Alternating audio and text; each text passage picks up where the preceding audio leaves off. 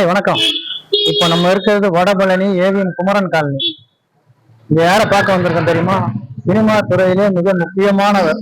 அது அவங்களுக்கு வந்து கேமராமேன், டைரக்டர், இயக்குனர், ஃபைட் மாஸ்டர் எல்லாரையும் தெரியும். இவர் வந்து காஸ்டியூமர். அவர் வந்து நம்ம உடல்ல காஸ்டியூமை போட்டு அழகுபடுத்தினாதான் நம்ம பார்த்து ரசிக்க முடியும். அவருடைய இடம் இது. ஏவிபி காஸ்டியூம் வச்சிருக்காரு. 45 வருஷமா அந்த காஸ்டியூம் ஃபீல்ட்ல இருக்காரு. சின்ன வயசுல இருந்து வளர்ந்து வந்திருக்காரு. அவரை சந்திப்போமா? வாங்க போலாம். வணக்கம் சார். வணக்கம். வெப் சீரியலு இந்த இதெல்லாம் நான் ஒர்க் பண்ணி கொடுத்துருக்கேன். பெரிய பெரிய படங்களுக்கும் காஸ்டியூமர் அப்படின்னா ரொம்ப அங்கீகாரம் கிடைக்கும். ஆனா நீங்க வெளியூர்ல இருந்து வந்து நம்ம நடிக்கணும் அப்படின்னு நினைச்சா ஒரு ப்ரொடியூசரையோ ஒரு கேமராமேனையோ ஒரு டைரக்டரையோ அணுகிறது ரொம்ப கஷ்டமா இருக்கும். ஏன் துறைக்கு கூட வந்தாங்கன்னா இங்கேயே தங்கிக்கிட்டு இந்த வேலைகளும் பார்த்துக்கலாம், நடிக்கிறதுக்கும் பார்த்துக்கலாம். அதுக்கான வாய்ப்புகளும் நான் நிறைய சொல்றேன். இந்த வீடியோ பாக்குறதுக்கு முன்னாடி இப்போதான் நம்ம சேனலை பாக்குறீங்கன்னா மக்கள் ரிப்போர்ட்டர் நம்ம சேனலுக்கு லைக் பண்ணுங்க, சப்ஸ்கிரைப் பண்ணுங்க, ஃபார்வர்ட் பண்ணுங்க. ஓகே, வாங்க வீடியோக்குள்ள போலாமா? இப்ப நம்ம பார்க்க போறது ஏவிபி காஸ்டியூமர் உரிமையாளர் அசோகண்ணனை பார்க்க போறோம். போய் பார்க்கலாம். வரீங்களா? வணக்கம் சார். வணக்கம். வாங்க. மக்கள் ரிப்போர்ட்டருக்காக உங்களை சந்திக்க வந்திருக்கேன். நல்லது நல்லது. ஆமா சார். சார், இந்த துறைய நீங்க எப்படி தேர்ந்தெடுத்தீங்க? எந்த வயசுல இந்த துறைக்கு வந்தது? அது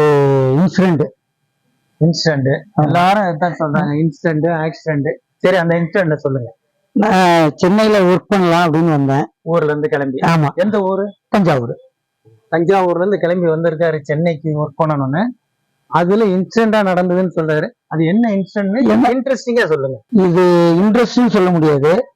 மெட்ராஸுக்கு வரணும் அப்படின்னு வந்தேன். அதுக்கப்புறம் இங்க வந்து சில விஷயங்கள் பார்க்கும்போது சினிமா வந்து ஈஸியா இருக்கிற மாதிரி தெரிஞ்சிச்சு. ஆனா அது ரொம்ப கஷ்டங்கிறது அப்புறம் தான் தெரியும். ஆனா ஈஸியா இருக்குன்னு அதுல உள்ள நுழைஞ்சேன். பல பேரை அறிமுகம் பண்ணேன். எனக்கு அந்த நடிப்பு அதுல எல்லாம் பெரிய இன்ட்ரெஸ்ட் கிடையாது. நான் உண்மையிலேயே சொல்லணும்னா ஊரெல்லாம் நிறைய சுத்தி பார்க்கணும், அதுக்கு என்ன தேர்ந்தெடுத்தா நம்ம ஊரெல்லாம் சுத்தி பார்க்கலாம் அப்படின்னு நினைச்சேன். டிரைவர் ஆகலாம்னு ஆசைப்பட்டேன்.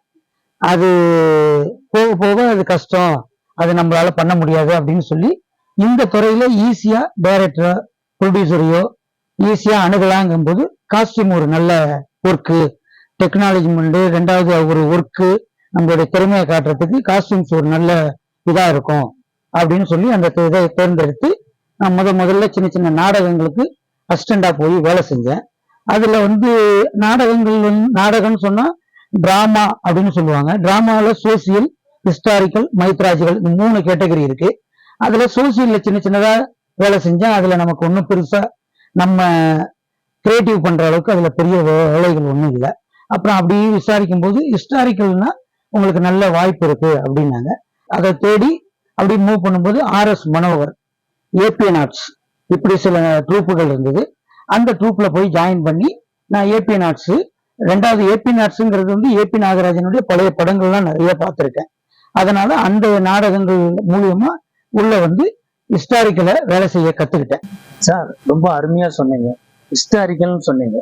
அப்படின்னா ஹிஸ்டாரிக்கலுக்குரிய அந்த காஸ்டியூம்ஸ் எல்லாம் உங்ககிட்ட இருக்கா? மக்களுக்காக அந்த காஸ்டியூம்ஸ் எல்லாம் கொஞ்சம் காமிச்சீங்கன்னா நல்லா இருக்கும். நல்ல விஷயம். இது காட்டுறதுக்கு தானே. இந்த பாருங்க, இங்க இருக்கிறது எல்லாமே அதை சேர்ந்ததுதான். சரி, இதெல்லாம் வந்து ராஜாவுக்கு போடலாம். ராமாயணம்னு எடுத்துட்டா மகாபாரதத்துல கிருஷ்ணர் இருக்காருன்னா கிருஷ்ணருக்கு ஃப்ளூட்டு, கிரீடம், ராவணனுக்கு கதை, ராமருக்கு வில்லு, இந்த மாதிரி எல்லா ஐட்டங்களும் இங்க நிறைய இருக்கு. அதாவது வில்லேஜ்ல வர்ற பாவட தாவணி, ஹிஸ்டாரிக்கலுக்கு உள்ள எல்லா விஷயங்களும், வாளு, கத்தி எல்லாமே இருக்கு சார். எல்லாமே இந்த இதுக்குள்ள அவ்வளவு ஒரே டைம்ல ஒரு 200 பேர் 300 பேருக்கு நீங்க செட் பண்ணலாம். அவ்வளவு பொருட்கள் இங்க இருக்கு. இப்ப ஹிஸ்டாரிக்கல் பத்தி சொன்னீங்க. இந்த ஆன்மீகம், சிவபெருமான், விநாயகர், அந்த மாதிரி ஆன்மீக சம்பந்தப்பட்ட காட்சிஸ் எல்லாம் இருக்கும்னு நினைக்கிறேன். நிறைய இருக்கு. ஏன் இப்போ நம்ம சூரசம்பாரம் நடக்குதுன்னா எல்லா ஊர்லயும் நடக்கிறதுக்கு நம்மள்ட்ட தான் எடுத்துட்டு போறாங்க. அதெல்லாம் எடுத்துட்டு போறாங்க. ஏதாவது புராணங்கள், நாடகம், ஏதாவது சீரியல் எது பண்ணாலும் இங்க எடுத்துட்டு போறாங்க. அதை விட்டு ஸ்கூல் இன்னைக்கு வந்து தமிழ்நாடுன்னு சொல்ல இந்தியா முழுக்க ஸ்கூல் வந்து பெரிய அளவுல இருக்கு. அதுவும் பிரைவேட் ஸ்கூல் நிறைய இருக்கு, கவர்மெண்ட் ஸ்கூல் நிறைய இருக்கு. ஆனா அந்த புராணத்தையோ இதையோ அவங்க நிறைய தொடுதில்லை. ஆனா பிரைவேட் ஸ்கூலு நிறைய ப்ரோக்ராம்கள் ஆன்மீகத்துக்கு நிறைய பிரைவேட் ஸ்கூலு நிறைய எடுத்து பண்றாங்க. எல்லா ஊர் ஸ்கூலுக்கும், கோயம்புத்தூர், தமிழ்நாட்டுல இருக்கிற எல்லா பகுதிகளுக்கும் நம்ம காஸ்டியூமு, மேக்கப்பு, இந்த புராணம் சம்பந்தப்பட்டதை கொண்டு போய் சேர்க்கிறோம். அதுக்கு கொடுத்து மேக்கப் பண்ணி இருந்து எல்லாத்தையும் ரெடி பண்ணி விட்டு அதுக்கான பேமெண்ட்டையும் வாங்கிக்கிட்டு நான் பண்ணி அழகா பண்ணி கொடுத்து அந்த ஸ்கூல்லாம் நம்ம எடுத்து பண்ணிட்டு இருக்கோம். கும்பகோணம் மேக்சிமம் தமிழ்நாட்டில் இருக்க எல்லா ஸ்கூலுக்கும் நம்ம ப்ரோக்ராம் போயிட்டு இருக்கு. சிவபெருமான்னா அப்படி பாத்தீங்கன்னா அவருக்கு அந்த பாம்பு அவர் தலையில வச்சிருக்க அந்த இது அந்த மாதிரி அந்த ஐட்டங்கள் எல்லாம் ஒரிஜினலாவே இருக்கா? இப்ப சரஸ்வதினு பாத்தீங்கன்னா வீணை அந்த மாதிரி எல்லாம் நீங்க வச்சிருக்கீங்களா சார்? கண்டிப்பா எல்லாமே ஒரிஜினல் மாதிரி தான் இருக்கும் எல்லாமே. ஆனா என்னன்னா வெயிட் இருக்காது, ஆர்டிஸ்ட் வெயிட் வச்சு தாங்க முடியாதுங்கிறதுனால ஒரிஜினல் மாதிரியே கொஞ்சம் வெயிட் கம்மியா பண்ணியிருக்கோம்.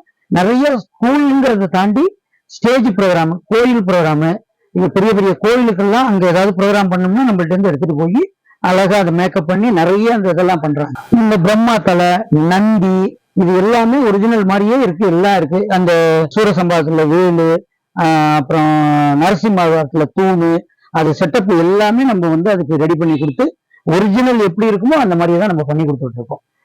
இப்போ சூரசம்பாரம் ப்ரோக்ராமுக்கு வந்தீங்கன்னா குன்றத்தூர், பாரிஸ்ல உள்ளது, திருத்தணி, எல்லா கந்தகோட்டம், அதே மாதிரி திருச்செந்தூர்ல ப்ரோக்ராமு, இதுக்கு எல்லாத்துக்குமே நம்ம இங்க இருந்து கொடுத்து அனுப்புறோம், ஆளுகளை அனுப்பி விடுறோம். இப்போ பண்ணிட்டு வர்றாங்க, நல்ல பேரோட வர்றாங்க. அதுதான் மெயின் முக்கியம். கண்டிப்பா சார். அதாவது என்னன்னா இப்போ ஒரு காஸ்டியூமர் அப்படின்னு ப்ரோக்ராம் பண்ணலாம்னு ஐடியா பண்ணோம். அப்ப என்ன சொல்றாங்கன்னா சென்னைக்கு போங்க, காஸ்டியூமர் ஏவிபி அசோக் சாரை பாருங்க, அந்த அளவுக்கு உங்களுக்கு பேர் இருக்கு சார். யாருன்னு எந்த நாடகம் எடுத்துக்கிட்டாலும் சரி, ஸ்கூல்ஸ் ப்ரோக்ராம், சீரியலு, ஆன்மீக ப்ரோக்ராம், எதுனாலும் அசோக்க பாருங்கன்றாங்க. அதனாலதான் உங்களை வந்து சந்திக்க வந்தேன் சார். இல்ல அது வந்து நான் எனக்காக இல்ல, அது ஏதோ ஒரு அருள் ஏதோ இருந்திருக்கு, அப்படி ஒரு பேர் வச்சு இதை பண்ணணும் அப்படின்னு இருக்கும். அதுக்கான முயற்சிகளை நான் செஞ்சுக்கிட்டே இருக்கேன். தொடர்ந்து ஏதாவது ஒண்ணு கண்டுபிடிச்சு செஞ்சுக்கிட்டு அவங்க அதாவது வர்றவங்களுக்கு திருப்தியா இருக்கணுங்கிற மாதிரி ரெடி பண்ணி கொடுத்தது சார். இந்த துறையில இளைஞர்கள் வந்தாங்கன்னா வேலை வாய்ப்பு இருக்கா, இல்ல அவங்க வந்து இந்த வேலையில சேர்ந்தாங்கன்னா அதுல ஏதாவது முன்னேற்றம் இருக்குமா? நீங்க வந்தா சேர்த்துக்குவீங்களா? இளைஞர்கள் வரமாட்டேங்கிறாங்க. உண்மை என்னன்னா அவங்க இந்த செல்லு, மொபைலு, ஆன்லைனு இதை மட்டுமே டெக்னாலஜியை மட்டுமே ரெடி பண்ணிட்டு வரமாட்டேங்கிறாங்க. உடம்பால உழைக்கணும் அப்படின்னு நினைச்சு வரமாட்டேங்கிறாங்க. நிச்சயமா ஊர்ல இருக்கிறவங்க வந்து இளைஞர்கள் வந்து இந்த வேலை இதெல்லாம் இப்படி எல்லாம் செய்யணும் அப்படின்னு நினைச்சாங்கன்னா அவங்க இந்த வேலைக்கு வர்றது மூலியமா ஒரு டைரக்டரையோ, ஒரு ப்ரொடியூசரையோ, ஒரு ஆர்டிஸ்டையோ எளிமையா ஈஸியா அவங்கள போய் இவங்க சேர்ந்துடலாம். ஏன்னா காஸ்டியூம்ங்கிறது ஒரு பெரிய விஷயம். அதுல வந்தாங்கன்னா அதை போய் சேர்ந்து இந்த காஸ்டியூமர் அப்படின்னா ரொம்ப அங்கீகாரம் கிடைக்கும். அப்போ ஒரு ப்ரொடியூசர்கிட்ட அப்ப நம்ம காஸ்டியூமர் அப்படிங்கும் போது ஈஸியா பார்க்கலாம். ஆனா நீங்க வெளியூர்ல இருந்து வந்து நம்ம நடிக்கணும் அப்படின்னு நினைச்சா ஒரு ப்ரொடியூசரையோ, ஒரு கேமராமேனையோ, ஒரு டைரக்டரையோ அணுகிறது ரொம்ப கஷ்டமா இருக்கும். ஆனா நம்ம துறைக்கு வந்துட்டு அதுல இருந்து போகும்போது ரொம்ப ஈஸியா போகலாம்.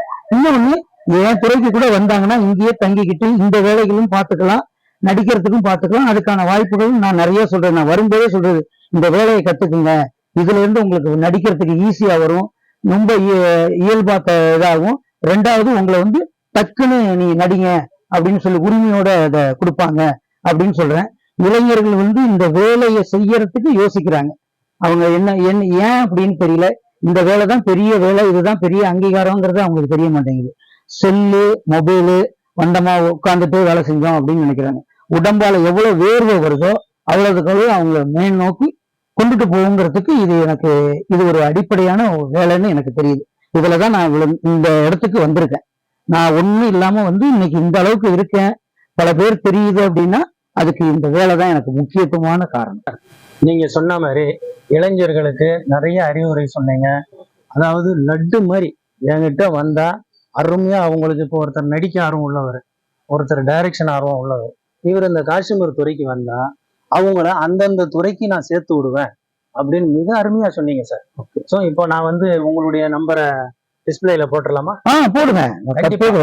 நீங்க அதை பார்த்துட்டு வர்ற இளைஞர்களுக்கு உதவி பண்ண கண்டிப்பா பண்ணி தரேன் சார். இது இல்ல, இன்னொரு விஷயம் உங்ககிட்ட கேட்கணும். சொல்லுங்க. எல்லா துறையிலையும் பண்ணிருக்கீங்க, சினிமா துறையில உங்களுடைய பங்களிப்பு என்ன அப்படிங்கறதையும் நம்ம மக்களுக்கு சொல்லிட்டீங்கன்னா. சினிமா துறையில் என்ன அவங்க கேட்கிற காஸ்டியூம்ஸ் ஆர்டிஸ்ட் எப்படி எதிர்பார்க்கறாங்களோ அதுக்கு நிறைய செஞ்சுக்கிட்டு இருக்கேன். எல்லா படங்களுக்கும் சின்ன சின்ன இந்த ஹிஸ்டாரிக்கல் சம்பந்தப்பட்டது அது கேட்கும்போது கொடுக்குறேன். அதோட சோசியல் நீங்க பண்ணுங்கண்ணா அப்படின்னுவாங்க, அதுக்கும் சின்ன சின்னதா பண்ணிக்கிட்டு இருக்கேன். இப்ப கூட திருக்குறள்னு ஒரு படம், அது திருக்குறள்ங்கிறது எவ்வளவு பெரிய விஷயம்னு தெரியும், அதுக்கு காஸ்டியூம் ஒர்க் பண்ணி கொடுத்துருக்கேன். அது மாதிரி சின்ன சின்ன சீரியல்ஸ், வெப் சீரியலு, இந்த இதெல்லாம் நான் ஒர்க் பண்ணி கொடுத்துருக்கேன். பெரிய பெரிய படங்களுக்கும் நம்மள்ட்ட இருந்து வந்து எடுத்துட்டு போய் ஒர்க் பண்றாங்க. உங்ககிட்ட இருந்து காஸ்டியூம் எடுத்துட்டு போறாங்கன்னு சொன்னீங்க. ஆமா. இப்போ வந்து புதுசா வர்ற சின்ன சின்ன கலைஞர்கள்லாம் உங்ககிட்ட வந்து காஸ்டியூம்ஸ் எடுத்துட்டு போலாமா சார்? தாராளமா எடுத்துட்டு போலாம். அவங்க வந்து சின்ன விதம்னா அதுக்கு தகுந்த மாதிரி ஒரு ரெமுனரேஷன் வச்சு கொடுத்துடுறேன். பெரிய படங்கள்னா பெரிய படங்களுக்கு தகுந்த மாதிரி அந்த ரேட்டை வச்சு கொடுக்குறேன். யார் வந்தாலும் எடுத்து நான் கொடுக்கறதுக்கு தயார். அவங்க அதை எடுத்து பயன்படுத்தி அதுல இருந்து வரணும் அப்படின்னு நினைக்கிறவங்க கண்டிப்பா அதுக்கான முயற்சிகளை நானும் கூட இருந்து ஹெல்ப் பண்றேன். நேரம் உங்களுடைய நேரத்தை ஒதுக்கி மக்கள் ரிப்போர்ட்டருக்காக நீங்க வந்து எல்லா விஷயத்தையும் சொன்னீங்க. இப்போ உங்ககிட்ட இருந்து நாங்க தெரிஞ்சுக்கிட்டது என்னன்னா, நீங்களும் சின்ன வயசுல இருந்து வந்திருக்கீங்க. ஆமா. ஸோ இளைஞர்களுக்கு நிறைய அறிவுரை சொல்லியிருக்கீங்க. ஸோ இந்த அறிவுரையை பயன்படுத்தி நம்ம இளைஞர்கள் மக்கள் வந்தாங்கன்னா அசோக் சார் அவங்கள முன்னேற்றி விடுறதுக்கு தாராளமா வெயிட் பண்ணிட்டு இருக்காரு. இளைஞர்கள்லாம் வந்து நம்ம அசோக் சார் அணுகலாம். ரொம்ப நன்றி சார். ரொம்ப நன்றி சார். பெரிய பெரிய தேங்க்ஸ். இதை என்னை தேடி வந்து நீங்க எடுத்து இதை விளம்பரப்படுத்தணும்னு நினைக்கிறது ரொம்ப பெரிய விஷயம். இந்த மாதிரி இளைஞர்கள் வந்து இந்த வேலைகளை கத்துக்கிட்டாங்கன்னா இன்னும் நான் சந்தோஷமா இருக்கும். சினிமா துறைங்கிறது எல்லா இடத்துலயும் இருக்கும்.